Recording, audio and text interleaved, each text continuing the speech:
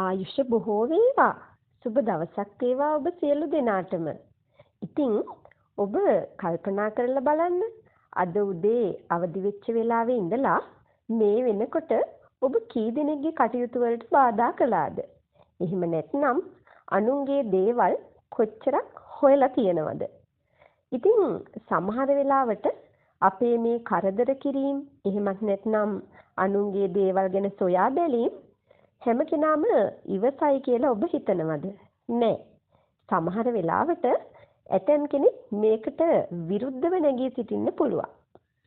ඉතින් එක පුංචි කතාවක් මට මතක් වෙනවා ඔබට කියන්නට. මම ඒ කතාව ඔබට කියන්නම්. එතකොට මේ කාරණාව ඔබට හොඳින් පසක් වෙයි. එකමත් එක කැලෑවක් මැදින් ලස්සන ගඟක් ගලාගෙන ගියා. මේ ගඟ අසල තාපස කෙනෙක් තපස් රකිමින් හිටියා. ඉතින් මේ තාපසතුමා වගේම මේ කැලේ බොහෝම සතුන් ජීවත් වුණා. මේ කැලේ ජීවත් වෙච්ච එක වඳුරෙක් මේ තාපසතුමාට තමන්ගේ කටයුතු කරගන්නට ඉඩ දෙන්නේ නැතුව ගොඩක් කරදර කරා. සමහර වෙලාවට මේ තාපසතුමා තපස් රකිමින් ඉන්න වෙලාවේ මේ වඳුර ඇවිල්ලා මේ තාපසතුමාගේ උරහිසට නගිනවා.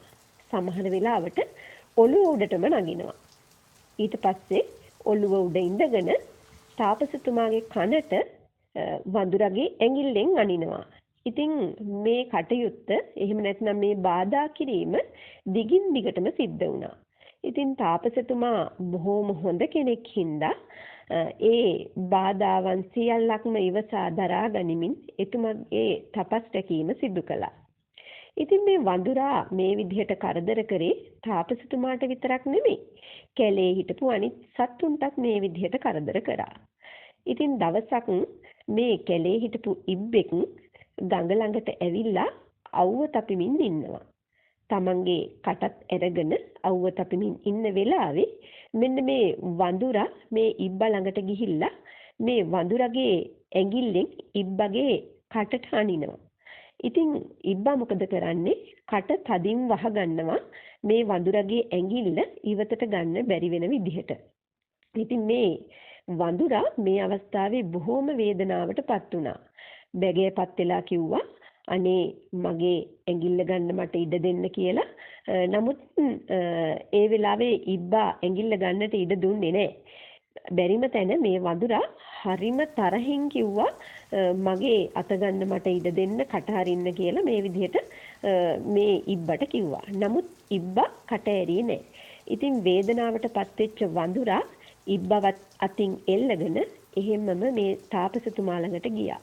තාපසතුමා ළඟට ගිහිල්ලා කිව්වා නේ තාපසතුමනි මේ ඉබ්බගේ කට ඇතුළට මගේ ඇඟිල්ල හිර වෙලා තියෙනවා. ඉතින් මට මගේ ඇඟිල්ල ගන්න විදිහක් නැහැ. මේ ඉබ්බට කියන්නකෝ මගේ ඇඟිල්ල ගන්න කට අරින්න කියලා මේ වඳුරා තාපසතුමාට කිව්වා. ඉතින් ඒ වෙලාවේ තාපසතුමා ඉබ්බට බොහෝම ආදරෙන් කිව්වා අනේ ඉබ්බෝ ඔයාගේ කට අරින්න මේ වඳුරා මේ වෙලාවේ වේදනාවටපත් වෙලා ඉන්නේ.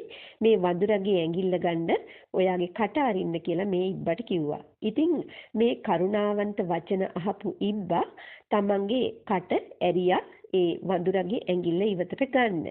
ඉතින් ඒ වෙලාවේ තාපසතුමා වඳුරට පැහැදිලි කරලා දුන්නා වඳුරෝ ඔයා හැමදාම ඇවිත් මටත් මේ විදිහට කරදර කරනවා.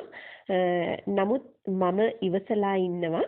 ඉතින් මම වගේ හැම කෙනාම මේ විදිහට ඉවසලා ඉන්නේ නැහැ. අනිත් එක තමයි අපිට දෙයක් කරගන්නට තියෙනකොට තදින් කතා කරලා නම් ඒ දේ කවදාවත් කරගන්නට වෙන්නේ නැහැ වෙන කෙනෙකුට කියලා බොහොම ආදරයෙන් කරුණාවෙන් කතා කරොත් තමයි අපිට ඒ දේ කරගන්නට පුළුවන් වෙන්නේ කියන එක මේ වඳුරට අර තාපසතුමා පැහැදිලි කරලා දුන්නා.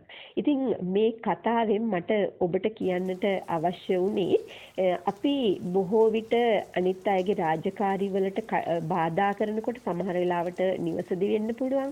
එහෙම නැත්නම් අපි රාජකාරී කටයුතු කරන ස්ථානයේ වෙන්න පුළුවන්.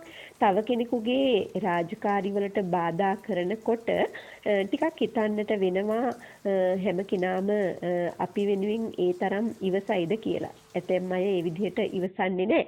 ඉතින් අන්න ඒකයි මට ඔබට කියන්නට අවශ්‍ය වුණේ. අනුන්ගේ දේවල් ගැන සොයා බලමින් කාලය ගත කරනවට වඩා එහෙම නැත්නම් අනුන්ගේ රාජකාරි වලට කටයුතු වලට බාධා කරනවට වඩා තමන්ගේ රාජකාරියක් බලාගෙන තමන්ගේ කටයුත්තක් බලාගෙන පාඩුවේ අපි අපේ ජීවිතේ ගත කරනවා නම් ඒක කොයිතරම් වටිනවද? ඉතින් ඔබට අද හිතට ගන්නට ඊටමත් වටිනා අදහසක් දෙමින් මම ඔබෙන් සමුගන්නවා. මේ වගේ වැදගත් දෙයක් දැනගන්න එහෙම නැත්නම් මේ වගේ වටිනා අදහසක් හිතට ගන්නට ඔබ නැවතත් එන්න රුවිස් ඩයරි channel එකට බොහොම ස්තුතියි.